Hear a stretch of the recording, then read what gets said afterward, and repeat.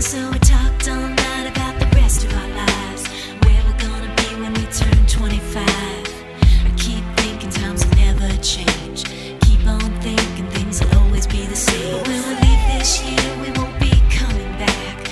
No more hanging out, cause we're on a different track. And if you got something that you need to say, you better say it right now, cause you don't have another day. Cause we're moving on and we can't slow down. These memories are playing like a film without sound. And I keep thinking of that night in June. I didn't know much of love, but it came too soon. And it was me and you, and then we got real blue. Stay at home talking on the telephone, and we would get so excited and we'd get so scared, laughing at ourselves, thinking life's not fair.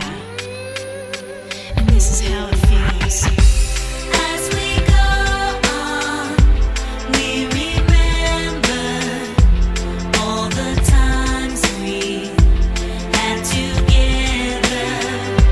And as our lives change from whatever, we will still be friends forever.